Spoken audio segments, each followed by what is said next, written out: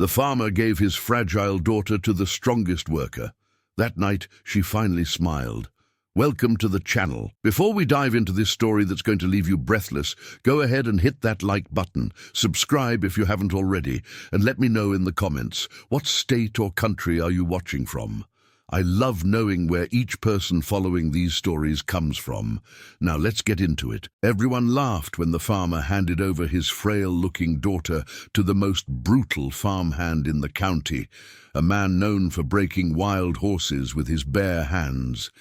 They said that sad-eyed girl wouldn't last a week, that her father had finally lost his mind.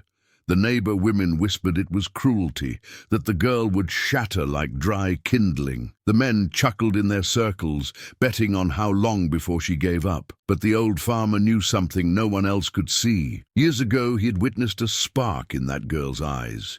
The same girl everyone called weak, a spark that life had smothered but never destroyed. That very night, while everyone slept and the full moon bathed the silent pastures in silver light, he led the girl to the old tool barn, not to punish her as the gossips would imagine, but to awaken what had been dormant inside her for far too long. The deal was struck on a grey morning in March of 1891, on the outskirts of Lexington, Kentucky. The bluegrass region still breathed the fading glory of the horse-breeding era, and the air carried the weight of times that were slowly dying.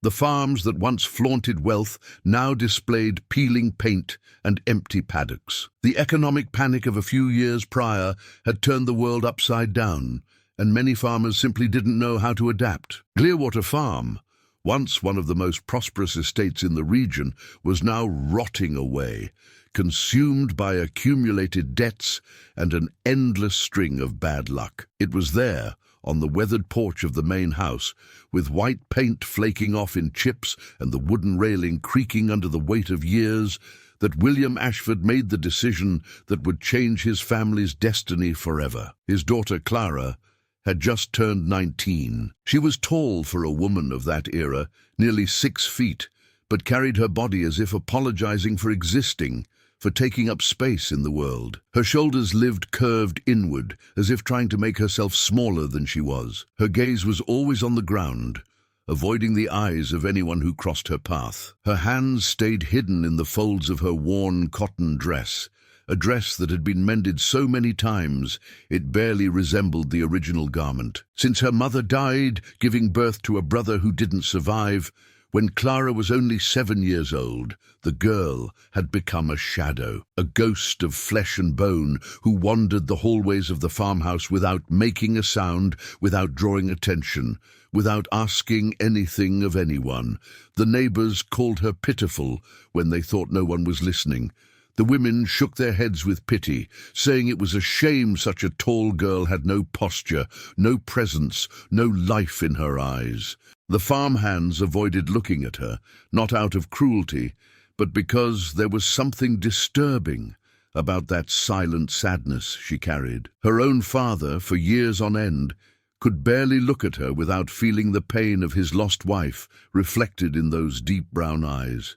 Clara had her mother's eyes, the same shape of face, the same way of tilting her head when she thought, and for a long time, looking at his daughter was like driving a knife into his own heart. But William saw something different that March morning, or perhaps he finally allowed his eyes to see what had always been there, waiting to be discovered. He was sitting on the porch, drinking cold coffee that no longer tasted like anything, when he saw Clara crossing the yard.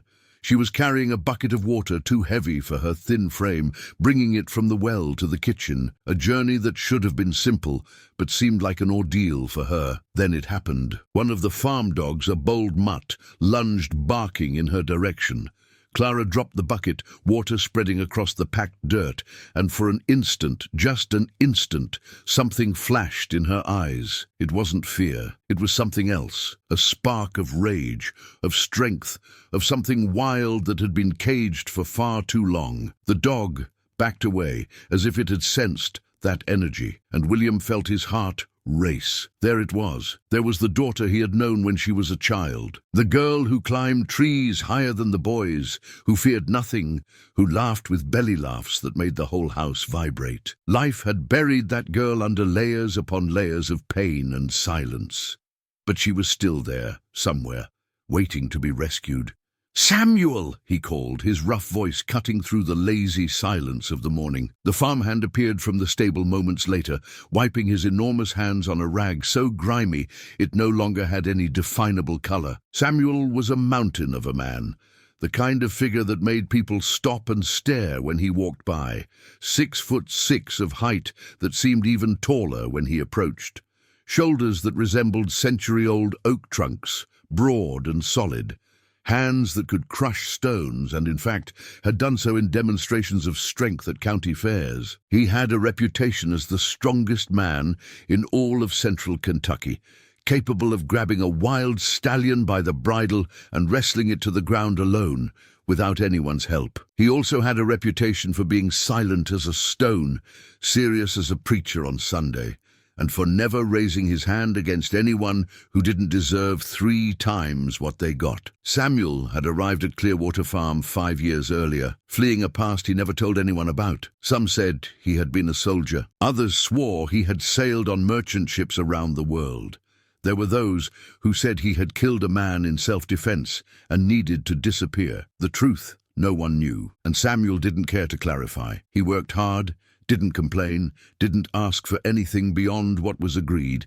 He was the kind of man you could trust with your life without thinking twice. "I need a favor," William said when the farmhand approached the porch, his heavy steps making the old boards creak. "A strange favor, perhaps the strangest favor anyone has ever asked of you." Samuel waited, his face impassive as always, his dark eyes observing his employer with that unshakable calm that was his trademark. "I want you to train my daughter." The silence that followed was thick as molasses, heavy as lead. Samuel looked at the main house, where Clara's thin silhouette could be seen in the second-floor window, then returned his gaze to his employer. There was no judgment in his eyes, only contained curiosity. "Trainer for what, Mr. Ashford?" William took a deep breath, filling his lungs with the humid morning air. "Have you heard about the Montgomery tournament?" Samuel frowned, his thick eyebrows meeting for a moment. Everyone in the region had heard about it.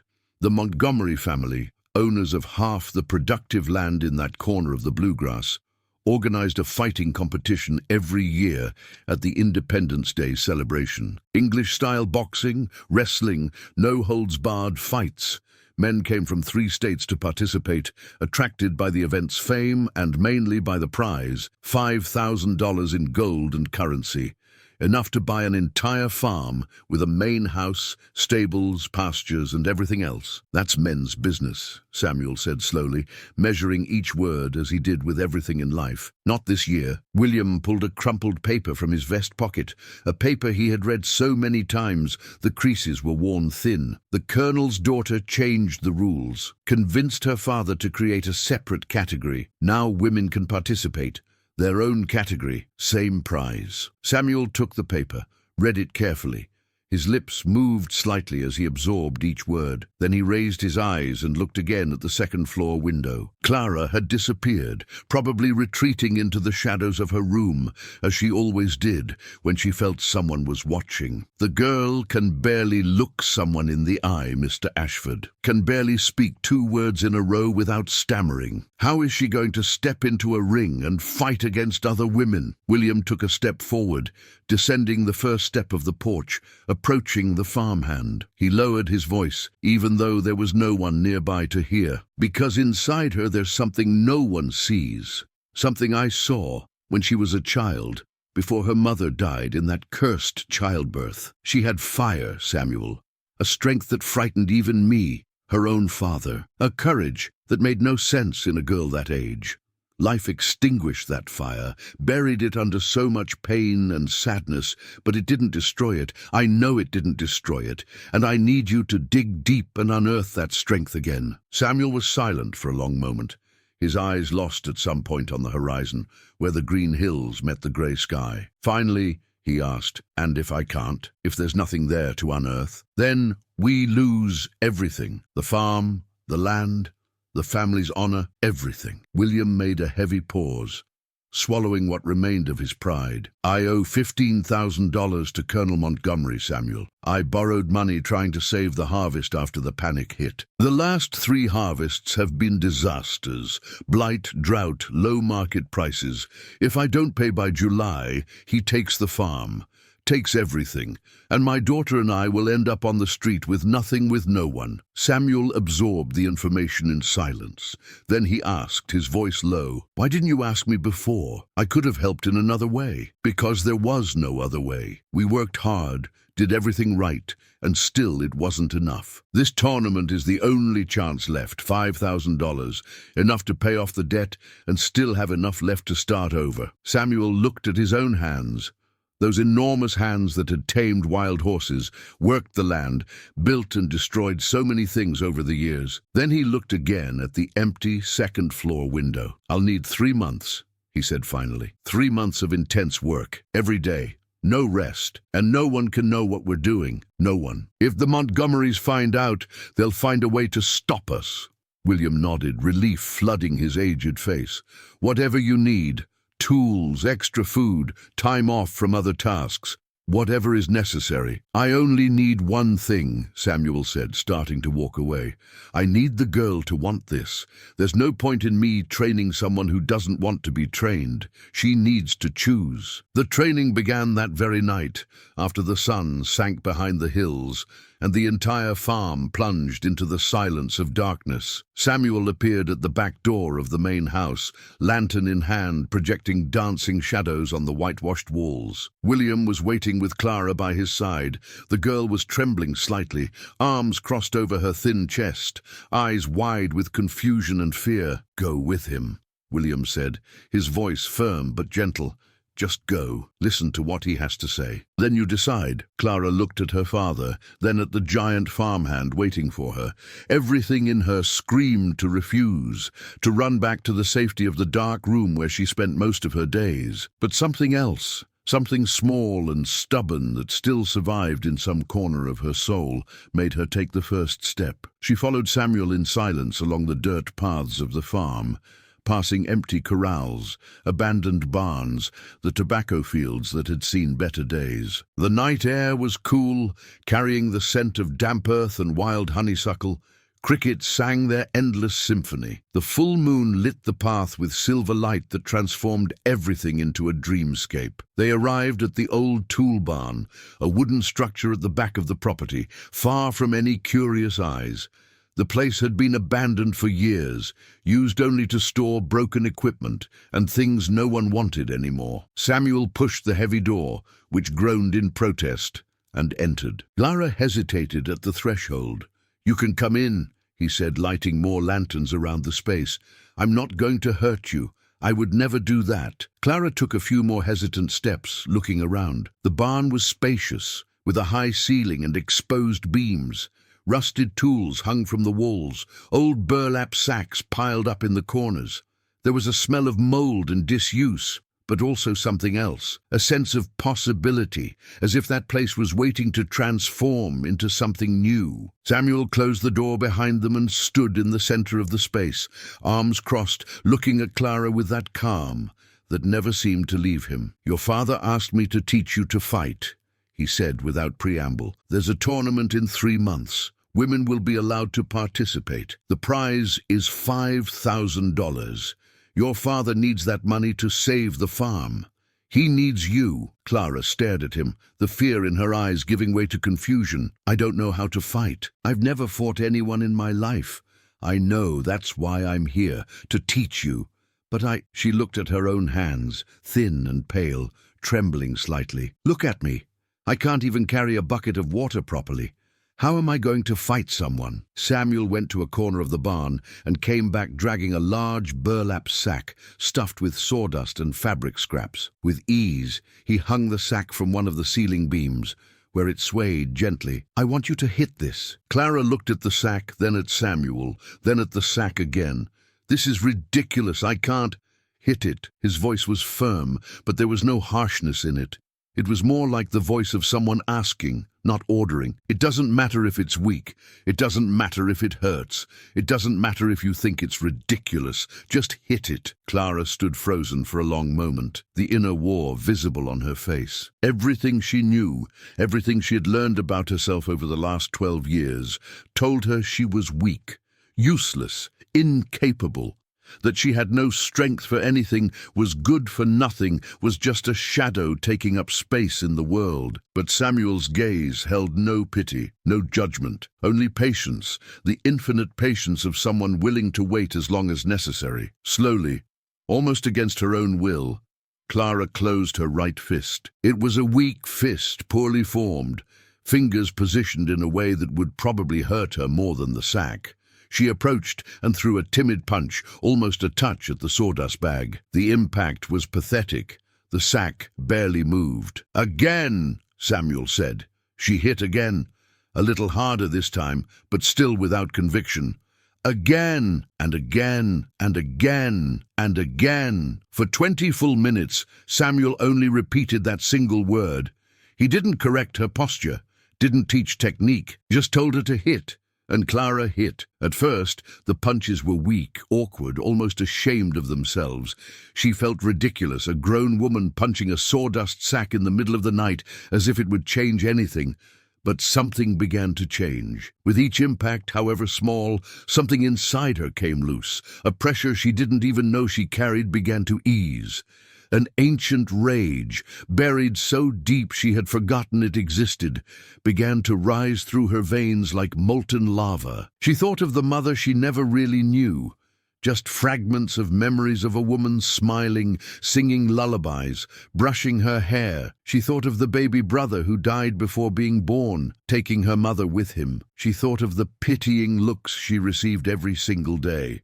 Looks that made her want to disappear, to vanish, to cease to exist. She thought of the nights crying alone in her dark room, hugging the pillow as if it were the only thing in the world that cared about her. She thought of everyone who called her weak, useless, pitiful dead weight. The 20th punch was different from all the ones before. It came from somewhere deep, a place she had forgotten existed inside her. A place where the brave little girl still survived, waiting for her chance to return to the surface. The fist connected with the sack, with a force that surprised even herself. The impact echoed through the barn. The sack swung violently, the ropes groaning in protest. And for the first time in 12 years, Clara smiled. It wasn't a big or happy smile.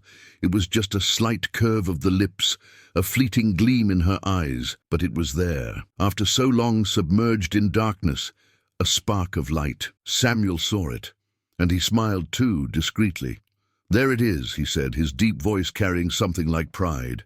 "There's what your father wanted me to find. Now we can really begin." Damn, and here we make that important pause, because if you're hooked on this story, trying to find out what's going to happen to Clara, if she's going to manage to transform into a real fighter, then you need to subscribe to the channel right now. Turn on notifications so you don't miss anything, and leave in the comments what city or state you're following this narrative from. We love knowing who's with us on this journey. Now, let's continue. The following months transformed Clara in ways no one imagined possible. Not even herself. She woke before sunrise, when the sky was still painted purple and pink on the horizon. While the entire farm slept, she was already on her feet, wearing old work clothes and slipping out silently through the back of the house. Samuel waited for her at the barn, always punctual, always ready. In the first weeks, the focus was on the body. Clara was too thin, too weak, without the slightest physical resistance. Samuel made her run through the tobacco fields until she couldn't feel her legs anymore, until her lungs burned, begging for air, until sweat ran into her eyes and blinded her. When she stopped, he told her to continue. When she said she couldn't go on, he asked if she wanted to lose her father's farm, and she continued. She carried stones from one side of the yard to the other, climbed trees and descended, swam in the freezing creek that cut through the property, strokes against the current, until her muscles screamed in exhaustion, did push-ups in the packed dirt until her arms shook so much she could barely stand, jumped rope made of rough hemp until her feet went numb. Gradually, Clara's body began to change. Her shoulders broadened with muscles she never knew she had. Her legs became firm, defined, capable of sustaining hours of effort without complaint. Her once delicate hands developed calluses, the skin hardening where it had been soft before. Her posture changed, almost without her noticing. The shoulders that had always curved inward began to straighten, making room for her lungs to breathe better. After her body was prepared, Samuel began teaching technique. He had learned many things in his wanderings around the world, things most people in that region had never seen. English-style boxing that British sailors practiced in the ports. Wrestling like the ranch hands from out west did, using body weight to bring down an opponent. Fighting moves he had observed in New Orleans.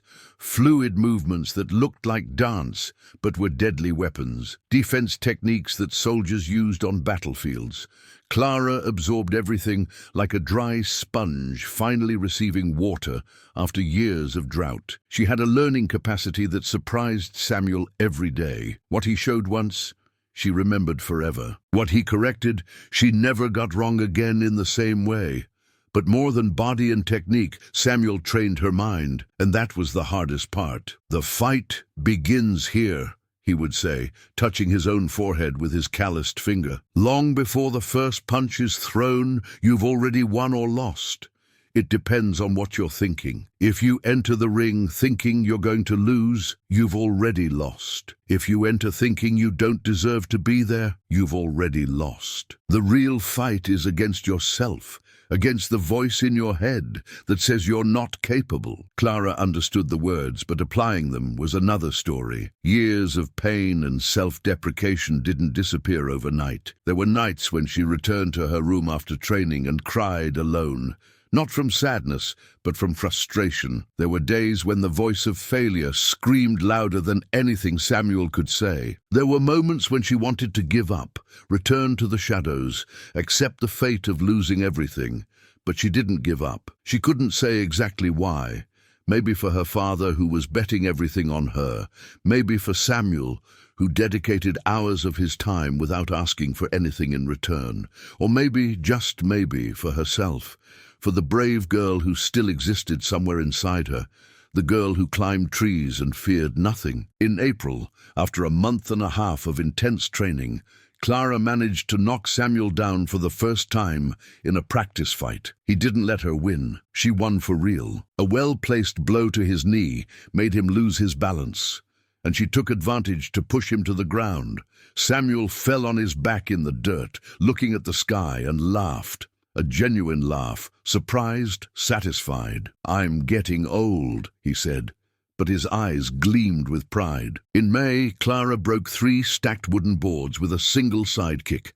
The sound of the impact echoed through the barn like thunder. She looked at her own hands, incredulous. They were the same hands as always, the same fingers, the same skin, but they didn't seem like it anymore.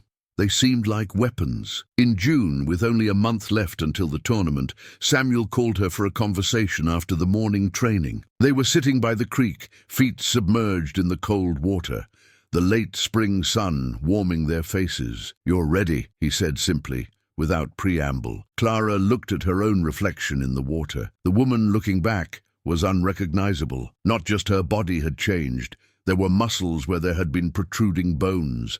There was color where there had been pallor, but something deeper. Her eyes had light. Her shoulders were straight. Her chin was raised. "What if I lose?" she asked, the shadow of the old Clara still haunting the edges of her confidence. "You won't lose." Samuel paused, thinking carefully about his next words. "But even if you do, you've already won. The person you were before, that shadow wandering the farm, apologizing for existing, she doesn't exist anymore. She died in these 3 months. The person you are now, strong, capable, brave, no one can take that from you. No fight result, no prize, no defeat. That's yours forever." Clara was silent, absorbing the words. Then, for the first time since she was a child, she hugged someone of her own initiative. She wrapped Samuel in a tight embrace, feeling his solidity, the security he represented. "Thank you," she whispered, "for everything." Samuel didn't respond with words. He just patted her back, that awkward way men have of showing affection. The tournament took place at the Montgomery estate on the 4th of July, with fireworks crackling through the sky and the smell of barbecue and apple pie in the air. The Montgomery property was everything that Clearwater Farm no longer was: imposing, well-maintained, prosperous. The main house was a 2-story mansion with ornate columns and flowering gardens. The stables were clean and organized. The workers seemed well-fed and well-dressed. Colonel Montgomery had been clever.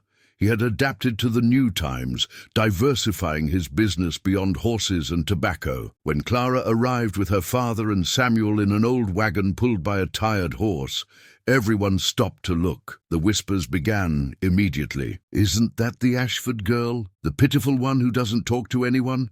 What's she doing here? Don't tell me she's going to fight." The laughter began almost immediately, spreading through the crowd like fire through dry straw. Bets were placed right there on the spot. No one gave a red cent for the bankrupt farmer's daughter. Most didn't even believe she would last the first round. Clara ignored everything, or rather, she heard everything, registered everything, and used it as fuel. Every laugh, every mocking look, every bet against her, it all went to the same place, that deep place from which the first real punch she had thrown at the sawdust sack months ago had come. The ring had been set up in the center of the main yard, an elevated wooden platform surrounded by thick ropes.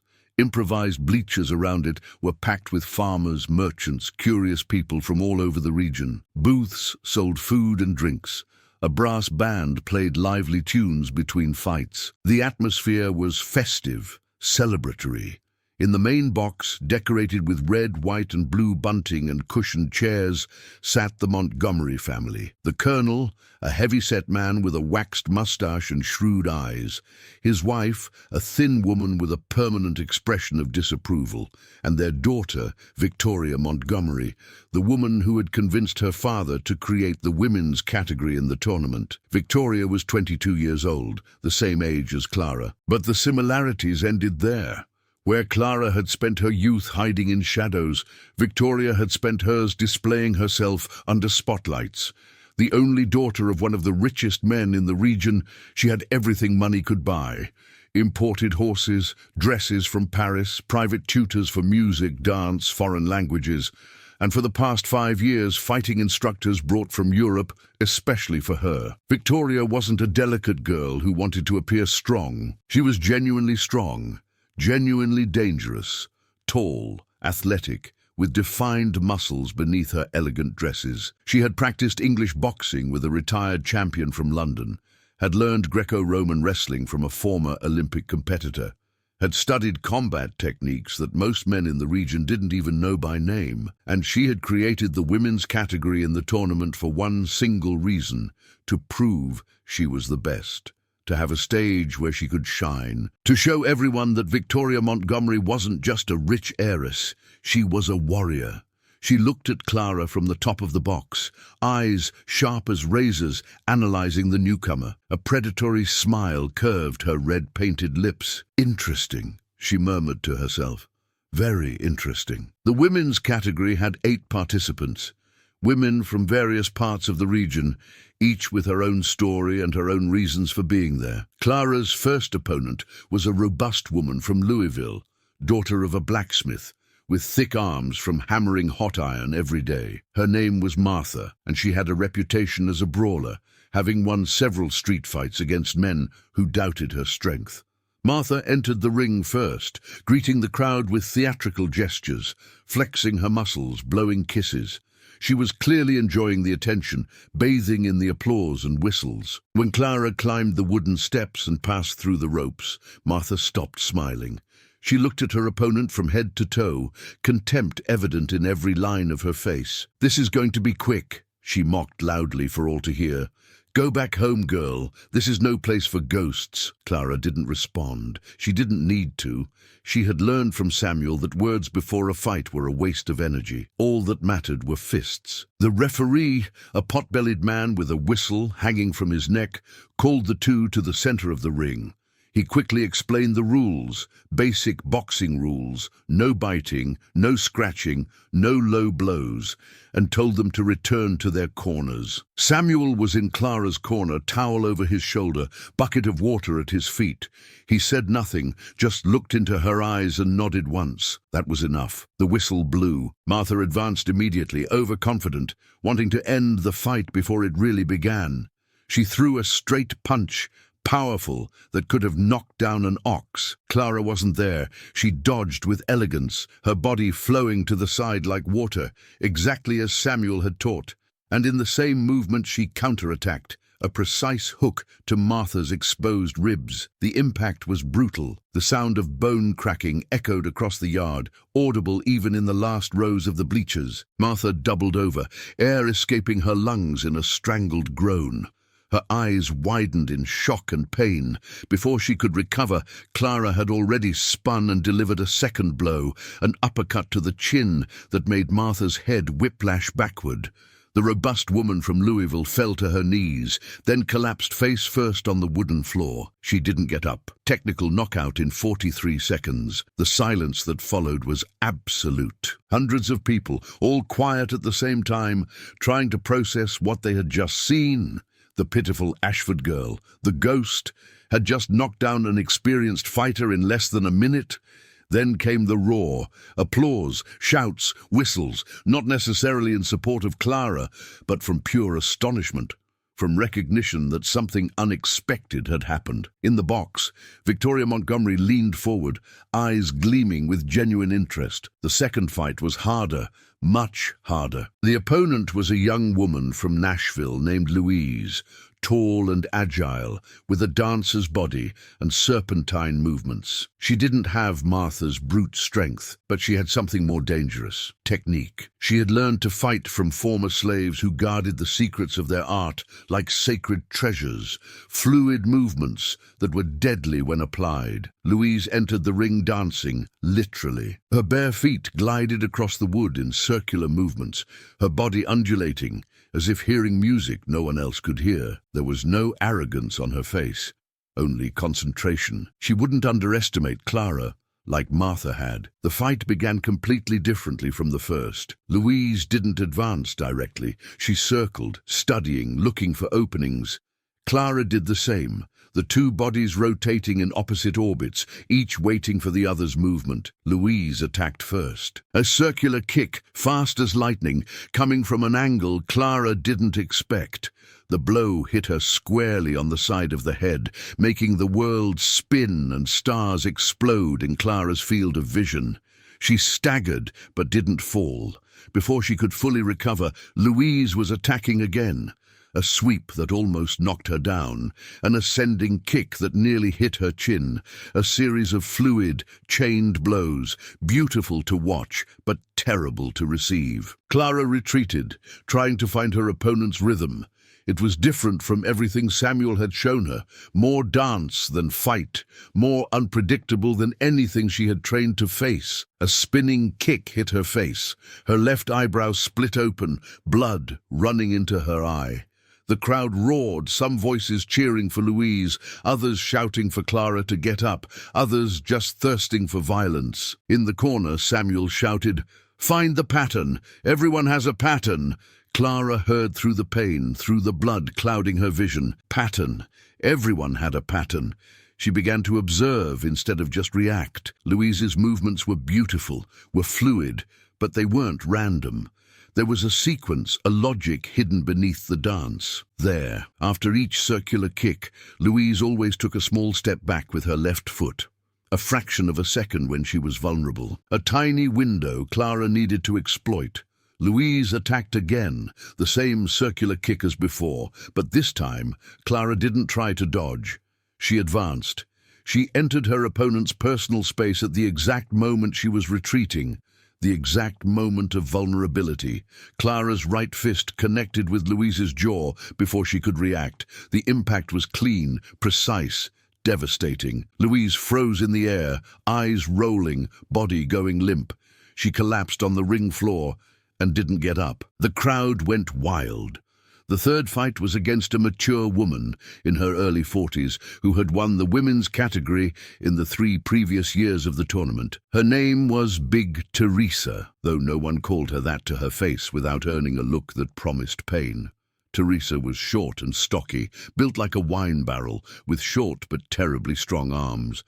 She didn't have Louise's speed or Martha's brute force. What she had was experience. Decades of fights, of survival, of learning firsthand what worked and what didn't. She was also cruel. In previous fights, Clara had seen Teresa break an opponent's arm after the fight was already clearly won, had seen her keep hitting a fallen woman until the judges dragged her out of the ring. Teresa didn't fight to win. She fought to destroy. "You're good," Teresa said, when the two faced each other in the center of the ring before the fight began. "But too young, too naive. I'm going to teach you how the world really works." The fight lasted 15 minutes of pure brutality. Teresa didn't waste energy on pretty moves. Every blow she threw was calculated to cause maximum damage. She aimed at joints, at sensitive points, at places where the pain would last long after the fight ended. Clara took a punch to the nose that broke it with an audible crack. Blood gushed hot and salty, flooding her mouth. 2 blows to her ribs cracked them, each breath becoming agony. A kick to her knee almost made her collapse, but Clara didn't fall. She couldn't fall. She had come too far to stop now. She counterattacked with everything she had. A punch to the liver that made Teresa double over, an elbow to the temple that disoriented her, a knee to the stomach that made her spit blood. When the final whistle blew, both were barely standing, covered in blood and sweat, hatred in Teresa's eyes, determination in Clara's. The referee called the assistants to count the points. The wait seemed to last an eternity. Finally, he raised Clara's arm. Victory by points. Teresa spat on the floor at Clara's feet before limping out of the ring. "This isn't over," she hissed. "It's never over." Clara didn't respond. She was too busy trying to breathe. Only the final remained, and the opponent was someone Clara had learned to fear over the past few hours. Victoria Montgomery, the Colonel's daughter, the woman who had created this entire tournament. Victoria descended from the family box with elegant steps, perfect posture, the red dress being exchanged for fighting clothes that seemed custom-made. She entered the ring as if she owned it, because in a way she did. The crowd went wild. Victoria was the favorite, the Colonel's daughter, the woman everyone wanted to see win. Bets were hastily remade, money changing hands, the odds now overwhelmingly against Clara. Victoria walked to the center of the ring, where Clara waited. She stopped just inches away, her eyes studying every wound, every drop of blood, every sign of exhaustion on her opponent's body. "You surprised me," Victoria said, her voice low enough for only Clara to hear. "I thought it would be easy to find a champion for me to publicly defeat. I wanted a spectacular victory, something everyone would remember. I didn't expect it to be you, the shadow everyone ignored." Clara spat blood on the wooden floor, right between Victoria's feet. "I'm not here to surprise you. I'm here to win." Victoria smiled, a smile that had nothing friendly about it. "We'll see." The whistle blew. The fight was different from all the previous ones. Victoria was technically superior to any opponent Clara had faced. Her blows were precise as a surgeon's scalpel, calculated like chess moves, elegant as waltz steps. She didn't waste a gram of energy. Every movement had purpose. Clara took more than she gave in the first rounds. A punch to the temple left her dizzy, the world spinning as if she were drunk. A kick to her already injured ribs made her scream in pain, a sound she didn't even know she could make. A sequence of blows cornered her against the ropes, no space to escape, no air to breathe. At the end of the second round, Clara was staggering. Her left eye had completely closed, the brows swollen to the point of blocking her vision. Her broken nose pulsed pain with every heartbeat.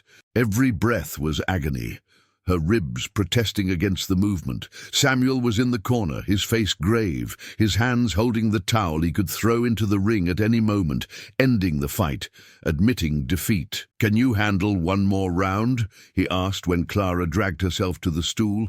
She couldn't respond with words. She just nodded once, determination still alive in her eyes, despite the pain. The third round began, and Victoria advanced for the final blow. She knew she had the victory guaranteed. It was just a matter of time. A beautiful knockout to crown the night. That's when Samuel's voice cut through the roar of the crowd, clear as a bell. "Remember who you were. Remember who you are now. Show them, Clara. Show yourself," Clara heard. Through the fog of pain, through the blood clouding her vision, through the exhaustion weighing on every muscle in her body, she heard, and she remembered. She remembered the girl who was afraid of her own shadow. She remembered the nights alone, crying in silence, wishing to disappear. She remembered the pitying looks, the whispers, the people who treated her as if she didn't exist. She remembered everyone who doubted, who laughed, who bet against her. Then she remembered the mornings running through the fields, the sawdust sack swinging under her fists, the first time she knocked down Samuel and saw the pride in his eyes, the sweat, the tears, the blood, every small victory that brought her here. She was no longer that girl. She never would be again. Victoria advanced with confidence, preparing the final blow that would end the fight. She could already taste victory, could already hear the applause, could already see the pride in her father's eyes. Clara waited. At the last possible instant, when Victoria's fist was already flying toward her, she dodged. Not to the side, but forward, entering her opponent's personal space. So close she could feel the heat of her body. Clara's right hand rose. All the weight of her body, all the strength of her legs, all the power of her hips, everything concentrated in a single point. The fist connected with Victoria's jaw, with a force that seemed to come from somewhere beyond the physical. Victoria Montgomery froze. Her eyes rolled upward.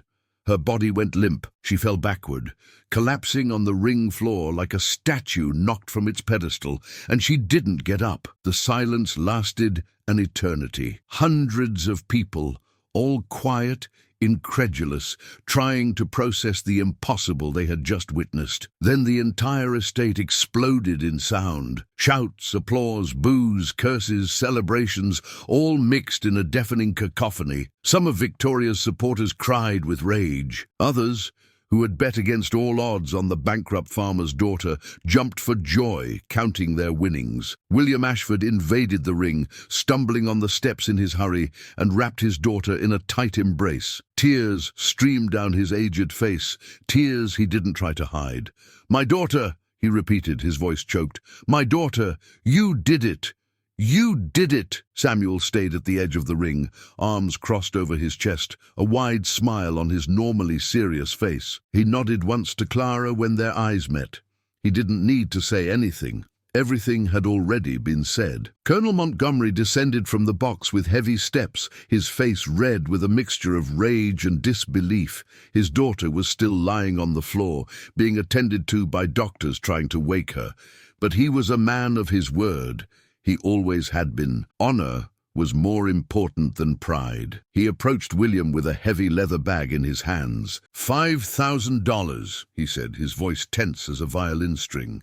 "Your debt is more than paid, and never set foot on my property again." William took the bag, quickly counted the money, then took out half and handed it to Clara. "Your share," he said, "as agreed from the beginning." Clara held the money, her hands trembling with exhaustion and emotion. She looked at the bills, then at her father, then at Samuel. "What do I need so much money for?" she asked, genuinely confused. William laughed, a light laugh that no one had heard in years.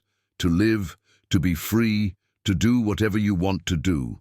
For the first time in your life, Clara, you get to choose." The following months brought changes that no one in the region expected. Clearwater Farm was recovered, debts paid, repairs made, planting restarted with hired and well-paid workers. William, rejuvenated by his daughter's victory, returned to caring for the land with energy he hadn't shown in a decade. But Clara didn't stay. She couldn't stay. Something inside her had awakened, something that could no longer sleep. With her share of the prize, she bought a property in Chicago, in the city that was teeming with change and possibility. She built a gymnasium, simple at first, just a large barn with sandbags and an improvised ring, and she began to teach.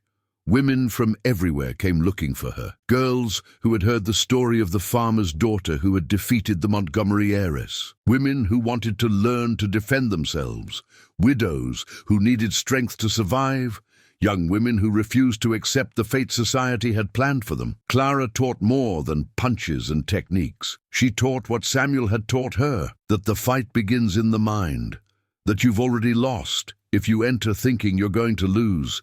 The true strength isn't in the muscles, it's in the refusal to give up. Samuel went with her. He became her partner and best friend, the brother she never had. He took care of the practical side of the business while she took care of the students. Together, they built something neither of them had imagined, a family, not of blood, but of choice. Clearwater Farm was sold 5 years later, when William felt his time was coming to an end. He used the money to buy a small house in Chicago, near his daughter's gymnasium. He wanted to spend his final years watching her legacy grow. He died in 1912 on a peaceful spring night, with Clara holding his hand. The last words he said were, "I always saw you, my daughter, always." At the funeral, dozens of women came. Old and new students, women Clara had taught, women who had been taught by her students, a chain of strength that extended ever further. When Clara returned home after the burial, she found a letter her father had written years before and left stored with instructions to be delivered after his death. Her hands trembled as she opened the yellowed envelope. The letter said, "My Clara, if you're reading this, it's because I've finally rested. Don't cry for me. I lived longer than I deserved, and I lived to see you become the woman I always knew you could be. That March morning, when I saw you drop the bucket and stare down that dog with fire in your eyes, my heart almost stopped. Not from fear, from hope. The hope that had died along with your mother had returned, suddenly, unexpectedly. You saved me, Clara. Not just the farm, not just the family's honor. You saved me. You gave me a reason to wake up in the morning. You showed me that miracles were still possible. What you're doing now, teaching other women to find the strength they always had inside them, that's more important than anything I ever did in my life. You're planting seeds, my daughter, and those seeds will bear fruit that neither you nor I can imagine. Keep fighting, not in the ring necessarily, but for life. Keep showing the world what's possible when someone refuses to give up. You gave me more than a daughter should give a father. You gave me back hope with all the love that exists in me, your father, William." Clara read the letter 3 times before she could see through the tears. Then she kept it close to her heart, where it would stay for the rest of her life. In 1925, Clara Ashford was interviewed by a journalist from a Chicago magazine. The young reporter, fascinated by the story of that woman who had defied all expectations of her era, asked what had been the most important moment of her life. Clara thought for a moment. Then she smiled. That same small smile that had first appeared in the old tool barn decades ago. "It was on a March night," she said. "I was 19 years old and thought I was worthless. A man asked me to hit a sawdust sack. I obeyed. And in that moment, something inside me woke up. Something that had been sleeping for 12 years. It wasn't the punch itself. It was the realization that I was capable, that I had always been capable. No one had just given me the chance to discover it." "And the tournament?" the journalist asked. "Defeating Victoria Montgomery. Wasn't that the most important moment?" Clara shook her head. "The tournament was just the consequence, the external proof of what had already happened inside. The real transformation happened months before, in that dark barn, when I stopped seeing myself as a victim and started seeing myself as a warrior." The journalist wrote everything down, fascinated. Then he asked, "What would you say to other women who feel the way you felt back then? Women who think they're worthless, that they're weak, that they have no value?" Clara looked through the window of the gymnasium, where dozens of students trained under Samuel's watchful eye, his hair now grey, but still strong as a bull. "I would tell them to find their sawdust sack," she finally answered. "Anything that allows them to discover what they're capable of. And I would tell them to hit it. It doesn't matter if it's weak at first. It doesn't matter if it hurts. It doesn't matter if it seems ridiculous. Just hit it. because inside each one of them exists a warrior waiting to awaken. She just needs the right chance. The article was published a month later. It generated hundreds of letters from women across America asking how they could train with Clara, how they could find their own sawdust sacks, how they could awaken their own inner warriors. Clara answered each letter personally until the last day of her life. Clara Ashford died in 1943 at 71 years of age. The gymnasium she had founded was still operating, now run by students she had trained decades before. Samuel had passed 2 years earlier, at peace, knowing his work was done. At Clara's funeral, the gymnasium filled to capacity. There wasn't room for everyone who wanted to pay their respects. Women of all ages, all social classes, from all parts of the country. Doctors, lawyers, teachers, factory workers, mothers, grandmothers, all united by an invisible thread connecting each of them to the woman lying in the simple wooden coffin. One of the oldest students, a white-haired woman who had been one of the first to train with Clara in the 1890s, stepped up to speak. Her voice trembled, but her words were clear. "Clara taught me many things," she said. "She taught me to punch, to kick, to defend myself. But the most important thing she taught me was to see myself. She looked at me and didn't see a weak woman, or a poor woman, or a worthless woman. She saw a warrior, and from seeing me that way so much, I began to see myself that way too." She paused, wiping tears that wouldn't stop falling. "Clara used to say that the fight begins in the mind, that you've already lost if you enter thinking you're going to lose. Well, Clara didn't lose. She never lost. And now, through all of us she trained, through all those we will train, she will never lose. The fire she lit will keep burning forever." The silence that followed was reverent. Then, slowly, the applause began. Not normal applause, but rhythmic clapping.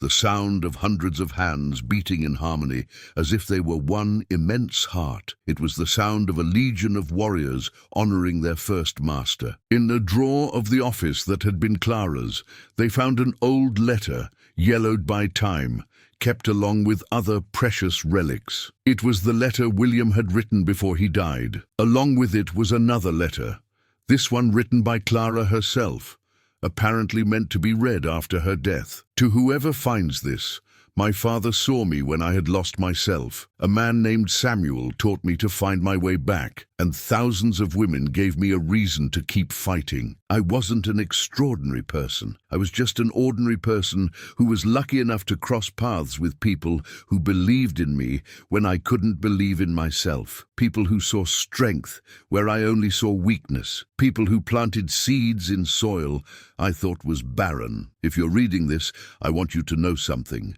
Inside you too, there's a warrior. Maybe she's sleeping. Maybe she's buried under layers of pain and fear and doubt. But she's there. She always has been. You just need to wake her up. Find your sawdust sack.